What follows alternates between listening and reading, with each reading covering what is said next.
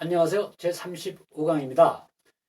은행에서 대출을 받았을 경우 이자 연체나 원금 등을 기일에 갚지 못하는 경우가 발생할 수 있습니다. 이 경우 은행에서 대출금 회수의 전체 과정 및 잔여 채권이 있을 때 채권 관리를 어떻게 하는지 알아보도록 하겠습니다. 또 더 나아가 향후 채무자의 채무 탕감 등을 위해서 개인 회생이라든지 파산 등에 대해서도 알아보도록 하겠습니다. 먼저 은행 대출은 금전 소비 대차 계약입니다.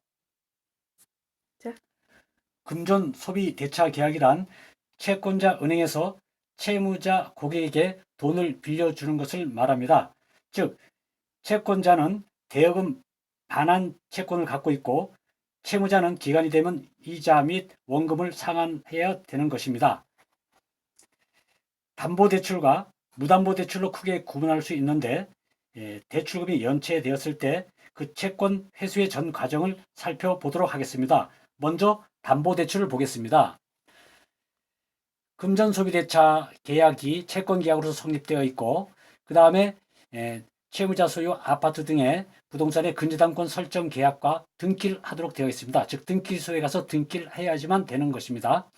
이런 경우 연체 등 채무 불이행이 있어서 기한이 상실되게 되면 채권자 은행에서는 채권 회수에 착수하게 됩니다. 재산 조사는 처음부터 하지는 않습니다. 왜냐하면 근저당권 설정이 그 부동산에 되어 있기 때문에 그렇습니다. 보존처분 역시 가압류 가처분 등의 보존처분도 역시 같은 이유로 처음부터 하지는 않습니다. 즉 지급명령, 판결문 등의 집행권은 얻는 절차도 필요하지는 않습니다. 따라서 근저당권이 설정되어 있기 때문에 그 관할 법원에 부동산 임의경매를 신청하게 됩니다. 즉 임의경매는 실제로 매매인 것입니다. 즉 낙찰자가 그 대금을 납부하게 되면 그 매매 대금으로서 결국 이 등기부상의 우선순위에 따라서 권리자들이 배당금을 수령해 가게 되는 것입니다. 이때 그 우선순위, 배당금의 우선순위를 결정하는 데 있어서 권리 분석이 필수적으로 대두되는 것입니다.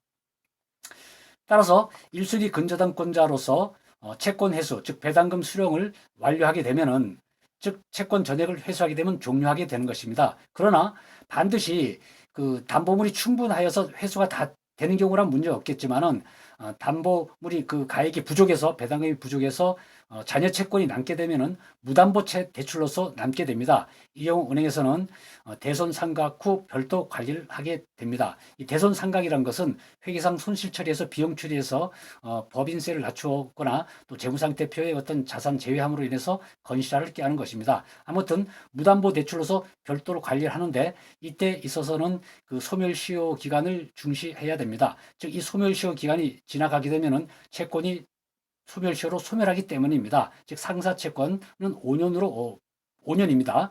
따라서 그 소멸시효 중단을 위해서 그 실익 여부를 판단해야 됩니다. 반드시 그 다 소멸시효 중단을 시키지는 않습니다. 즉 회수 금액이 그 비용 대비해서 적다면은 비용이 더 많이 든다 그러면은 채권 포기를 해서 소멸이 되는 것이 원칙입니다. 다음 시간에는 담보대출이 아닌 무담보대출에 대해서 알아보도록 하겠습니다. 이상입니다. 감사합니다.